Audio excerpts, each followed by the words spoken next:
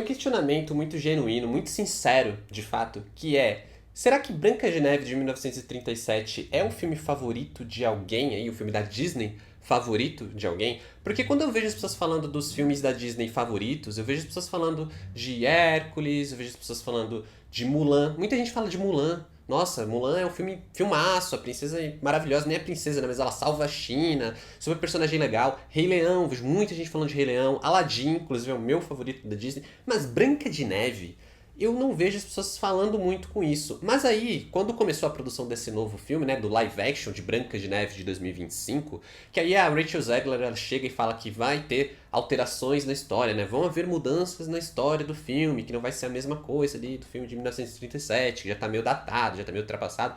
As pessoas foram à loucura, né? Ficou um preciosismo gigantesco com essa história, que até onde eu sei não é a história favorita de ninguém. Sabe, aquela coisa assim, super batida mesmo, a primeira princesa. Eu entendo Branca de Neve como um filme super importante para o cinema, um filme super revolucionário, né? Toda a técnica de animação, a forma como o Walt Disney, né? É marcante para o Walt Disney, marcante para a história da Disney, é marcante nos parques, é marcante para a história do cinema. Toda essa importância que carrega. Eu vejo Branca de Neve como um filme revolucionário, mas, assim, eu assisti recentemente ali, na época do centenário da Disney, e a história é chata pra dedéu. A história é muito chatinha. Eu acho a história de Branca de Neve bem chata, a princesa é chata. E assim, vamos lá, refilmagens, eu acho que elas são muito pra isso, pra aproveitar a chance de dar uma nova ideia, de trazer novos pontos de vista. E aí quando a atriz vem e fala que vai ter essa alteração, o público já vai à loucura antes mesmo de ver o material pronto. Que eu acho que é uma besteira, porque assim, vou falar uma coisa que pode ser novidade pra muita gente, desculpem, mas é isso.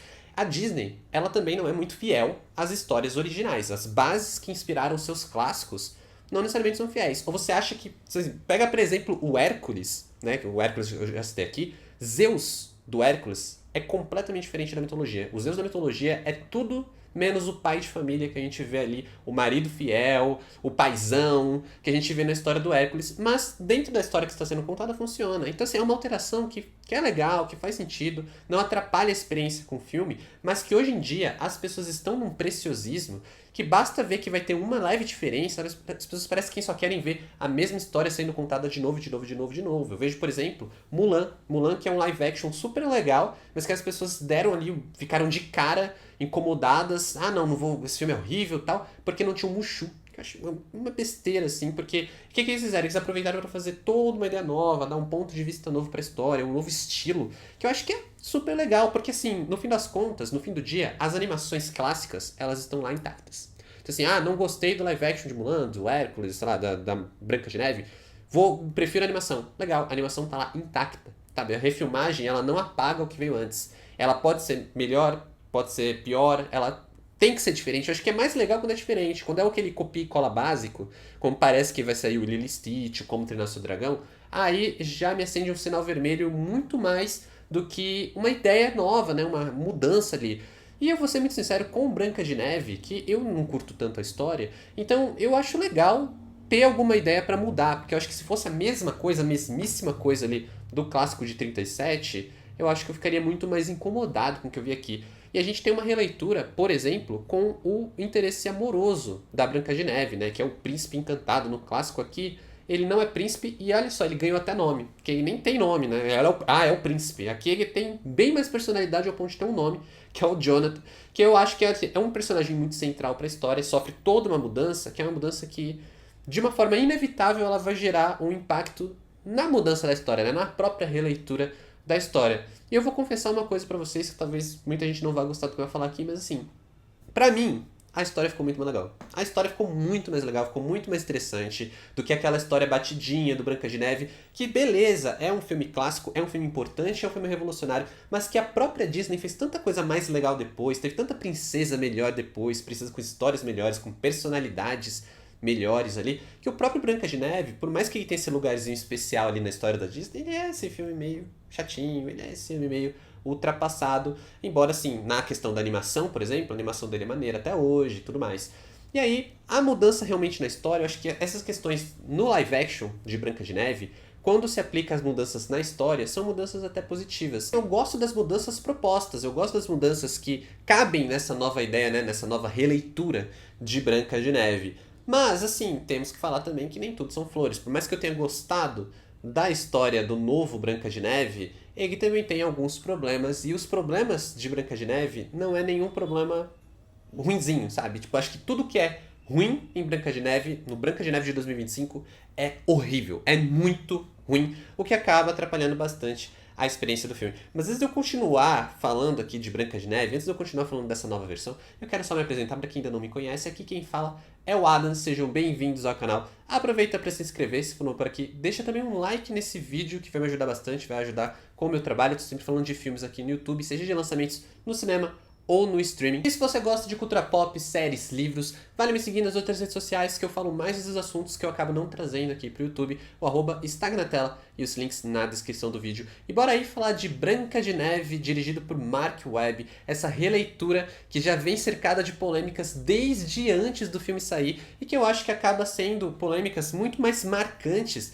do que qualquer coisa que o filme tenha feito, seja de bom, seja de ruim, seja de alteração na história, seja de problemas ali nos atores ou de CGI, problemas técnicos no filme. Até porque, por exemplo, como eu citei, todas as mudanças ali, todas as alterações, por exemplo, no Príncipe, que foram, acho que as alterações que mais alteraram realmente o decorrer da história, são legais. A única alteração referente à história ou a um personagem que realmente me incomodou nem tem a ver com o interesse amoroso dela, nem tem a ver com o Jonathan ou com a própria Branca de Neve. Tem mais a ver com um dos anões, eu não vou dizer qual, vou deixar aí a sua sorte. Se você for assistir o filme, você vai saber o que incomoda, você vai ver uma coisa que incomoda, porque é uma alteração ali em um dos personagens, sendo que os próprios anões já são um problema, né? Os próprios anões ali da Deep Web, que é aqueles anões que tiveram essa grande polêmica ali por causa do uso de atores com nanismo ou não, tal. Toda essa questão já tinha virado um grande problema logo no início da produção. A Disney meio que vai pra frente, volta pra trás, muda de ideia.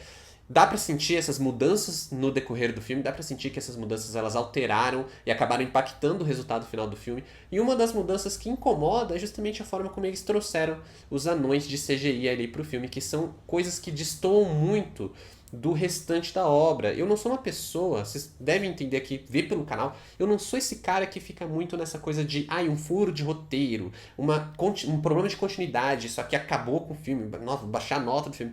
Eu não sou essa pessoa. Eu acho que os problemas, eles têm que sempre serem menores do que a história. Então assim, ou esses problemas são pouco perto da história, né? Ou são muito pequenos ali e eu acabo não notando. Ou são problemas que, mesmo não sendo tão pequenos, eles não são tão gritantes diante de uma história tão boa assim. Eu só realmente me incomodo com furo de roteiro ou uma questão assim, quando é algo tão incômodo perante a história, ou porque a história não é tão boa, que esses erros acabam se sobressaindo, que realmente me tira ali da imersão proposta pelo filme, né? Proposta pela narrativa que estão me contando. E aqui em Branca de Neve, tem algumas questões do filme que realmente acabam assim, tipo, me tirando do filme. Os anões foram uma dessas questões. Outra dessas questões foi a Gal Gadot, sabe? Tudo que envolve a Gal Gadot nesse filme me incomoda demais. Eu vejo muita gente falando dela, porque a Gal Gadot cantando é um problema. A Gal Gadot cantando é um problema, a Gal Gadot falando é um problema, a Gal Gadot dançando é um problema, ela parece que tá desconfortável, ela parece às vezes que tá com vergonha do que ela tá fazendo ali, tem uns momentos que ela vai dançar, que eu não sei se a roupa dela tá atrapalhando os movimentos, ou se ela realmente tá meio com vergonha do que ela tá fazendo, ela tá meio desengonçada. Tudo ali que envolve a Gal Gadot, a música, a cantoria, a dança,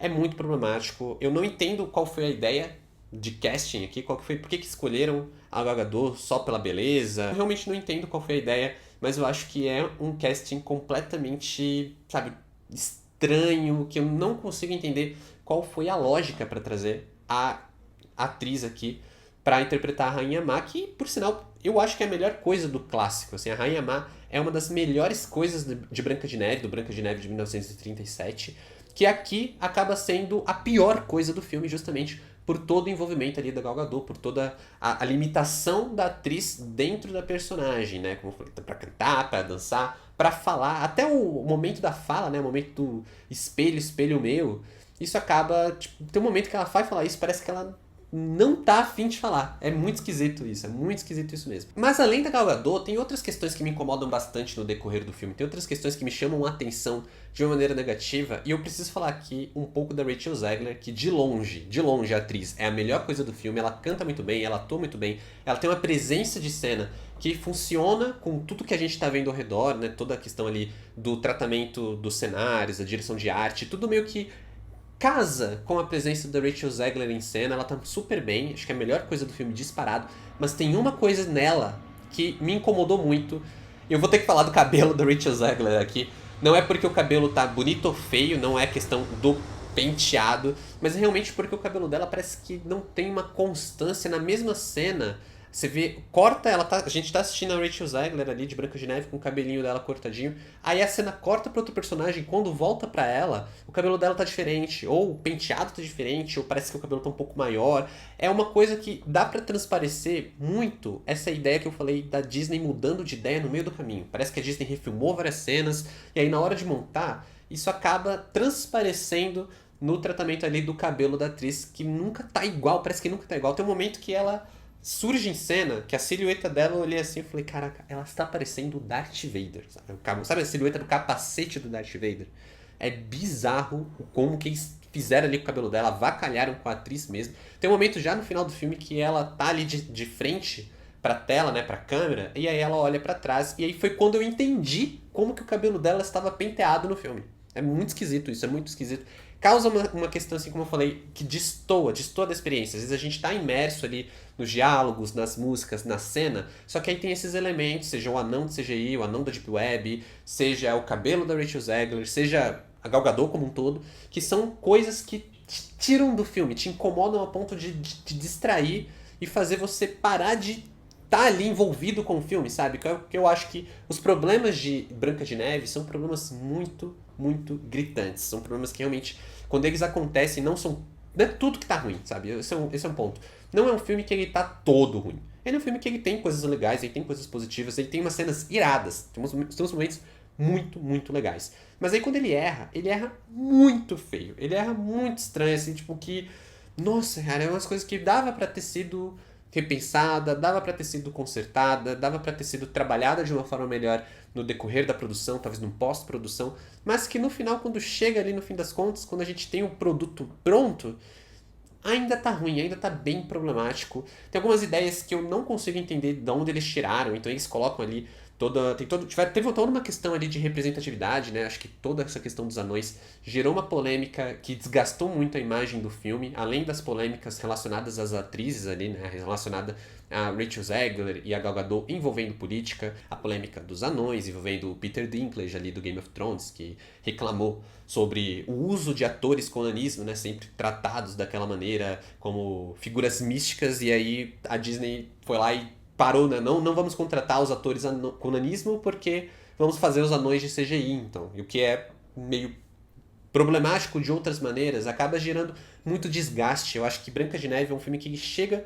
com muito desgaste, e aí uma das coisas que eu sinto que a Disney tentou reverter no filme da pior forma possível foi colocar ali um grupo de personagens, né, um grupo ali que acompanha o Jonathan no decorrer da narrativa, que é um grupo ali de representatividade. Então a gente tem um anão, a gente tem um ator com nanismo, a gente tem uma mulher negra, a gente tem, sabe, cada personagem parece que a ideia é trazer uma forma de mostrar que estão preocupados com a representatividade, e é uma das piores ideias desse filme. Sem pagar de nerdola aqui, tá? Não sou nerdola, não vou reclamar de representatividade existir. Mas eu acho que a representatividade ela tem que ser feita com um certo propósito ou com o um mínimo de respeito. A gente tem uma personagem que é uma mulher negra no filme, que não tem uma fala. Ela literalmente não tem uma fala, ela está ali por estar. Tem um momento que ela aparece assim no centro da cena, junto com a Branca de Neve, segurando as mãos da Branca de Neve. Elas estão com receio do que está acontecendo, né? Porque o Jonathan tá ferido e tal. E assim, nessa hora eu fiquei, cara, por que essa personagem tá tendo esse destaque? Ela não falou absolutamente nada. Ela não tem uma fala. Os caras não tiveram o trabalho de deixar no filme uma fala dessa atriz. Mas ela está lá e é uma mulher negra, e parece que a Disney colocou isso simplesmente para evitar críticas à questão da representatividade, sabe? Tipo, não tem por que criticar a representatividade do estúdio. Olha aí, temos uma mulher negra, temos um homem com nanismo. E no final das contas, isso não é relevante nenhuma maneira, justamente pela forma como esses personagens são tratados ali dentro do filme, né? O personagem com nanismo, ele tem uma função interessante, né? Ele rende ali algumas cenas legais ali dentro do filme, mas assim, parece que é pra tapar o buraco em cima da polêmica dos anões de CGI, sabe? Em cima da polêmica dos 7 anões ali, que estão assustadores. É uma coisa assim de realmente parece que eles estão fazendo pra tapar a boca do público, sabe? Pra conseguir um selinho ali de uou, representatividade, quando na verdade a gente vê, né, transparece dentro da história, dentro da experiência que o filme está fazendo, que propondo pra gente, transparece que aquilo ali é feito de uma forma super de qualquer jeito, super jogada, e acaba não valorizando de nenhuma maneira a história, né? A história ali, que deveria ser uma história mais bem tratada. E eu acho, novamente, que essa questão Branca de Neve de 2025, o problema não é a mudança que eles fazem na história, nas mudanças que eles propõem à história, a adaptação que eles fazem do príncipe, as adaptações relacionadas à Branca de Neve, né, para justificar uma atriz latina, não é não é nada disso, é realmente a forma como eles acabam jogando o filme de qualquer jeito, destratando o filme de qualquer jeito, o que acaba criando esse desgaste desde antes do filme sair. O que eu acho que é muito ruim quando a gente tem uma atriz como a Rachel Zegler, que é uma atriz que merecia muito mais atenção, é uma atriz que merecia muito mais carinho do público, ela tá tomando porrada de graça, sendo que ela é a melhor coisa do filme, ela tá super bem no filme, tem super presença, é uma atriz boa em outros projetos, né, no West Side Story do Spielberg, nos Jogos Vorazes que ela tá ali presente, que ela interpreta a Lucy Gray, Cantiga dos Pássaros e Serpentes. É uma atriz que ela faz por merecer e ela prova aqui que ela tem o seu espaço, sabe? Ela prova que ela foi uma escolha muito acertada para Branca de Neve, mas tudo ao redor dela parece que foi feito ou de qualquer jeito ou até meio que mal pensado ao ponto de desgastar toda a experiência do filme, desvalorizando inclusive a presença de uma atriz tão boa que vai acabar sofrendo, né, vai tomar porrada de graça, sendo que ela é a melhor coisa desse filme. Então, para o live action de Branca de Neve, nota 5. Definitivamente eu acho que esse filme não é o pior live action, né? Está tendo toda uma repercussão super negativa que eu acho completamente exagerada, completamente desmedida. É um filme legal, tem algumas ideias legais, a forma como ele utiliza a fotografia, as cores em alguns momentos ali para representar a magia da floresta, por exemplo. Tem várias sacadas boas, tem vários momentos irados de assistir, tem várias mudanças super positivas para a história, mas também tem os seus problemas. No final das contas, é um filme que cai ali na prateleira do mediano, sabe? Ele não tá na prateleira da excelência, né? Não é um dos melhores filmes, obras-primas do cinema, mas ele também não é dos piores. Só que como a gente não consegue colocar ele na prateleira da excelência, muita gente já desce ele ali pra prateleira dos piores, né? Das piores coisas já vistas, quando na verdade ele não é nenhum nem outro, ele tá ali no meio. Pode ter certeza que sim, tem live actions muito piores que esses que a Disney já fez, tá? Tem filmes aí que a Disney já entregou, refilmagens live action dos seus clássicos, que são muito piores que Branca de Neve e não tiveram metade da porrada que Branca de Neve tá levando. Acho que Mufasa é um filme que é bem piorzinho, assim, é um filme muito mais esquecível que o Branca de Neve. E por mais que eu acho que o filme seja até um pouquinho melhor, Capitão América, Admirável Mundo Novo, também é um filme desses esquecível, tá? A Disney não tá errando só nos live action, não, tá errando ali no bracinho da Marvel também, e não é de hoje. Mas e você, já assistiu Branca de Neve? Comenta aqui embaixo o que você achou ou a sua expectativa para esse novo filme. Vou ler todos os comentários. Muito obrigado por assistirem até aqui. Valeu, falou e até mais.